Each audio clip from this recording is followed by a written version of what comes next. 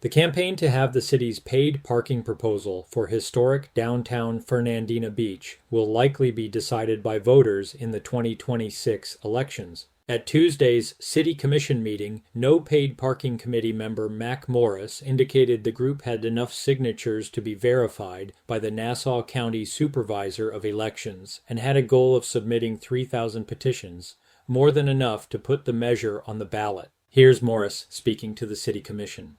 Mac Morris, 821 Parkview. Last time I was up here, I mentioned that the no paid parking referendum petition would be sufficient or close to it. We are at that point. We are unverified. Supervisor of election is still counting, so we don't know what we have, but we're going for 3,000 so that there will be no question that we're sufficient. Even if 20% of what we have so far is kicked out, we will still be sufficient. This is a charter city. This petition will change the charter to put paid parking to the vote. As you are probably aware, public opinion is very strong against paid parking. Many see it as harmful to our downtown retail businesses. And we are still being asked by downtown businesses to host signing events. We have 9 scheduled just this week alone. So our 3,000 goal looks very realistic. As a city commission, you could fight this and try not to put it on the charter, at which point Tallahassee could be asked to step in by state statute.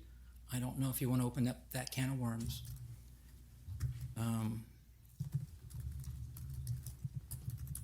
I would just ask that you all consider what the citizens are trying to tell you with this petition. I've not seen anything this riled up. City Manager Sarah Campbell walked commissioners through the petition ballot process and next steps if and when the petition signatures are verified.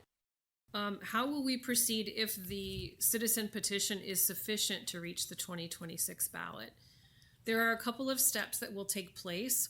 One is that if the citizen committee reaches enough signatures, that will come to you in the form of an ordinance for consideration, and the city commission could choose to adopt that ordinance outright after your normal first and second reading and advertising and public hearing. If you don't choose to adopt that ordinance, then that ordinance would proceed to the election either in August or November, depending on how the seats are being competitively vied for. If we have a contract and then the voters overturn that, are we going to have some sort of language in the agreement that would get the city out of that? I mean, that would be our intention, to negotiate something like that, that if through no fault of the cities, there's legal action either at the state level or the federal level or the citizen level, that we would need to be able to leave the contract. The status of the petition drive to have the paid parking issue placed on the 2026 ballot for city voters to decide will likely be known by the time the City Commission meets again on September 16th. Meanwhile, the No Paid Parking Committee continues to collect signatures while the city negotiates a contract with One Paid Parking, the management firm selected by city commissioners to run the paid parking program. This is Mike Lednovich with ObserverTV News. Please like and subscribe to our YouTube TV news channel.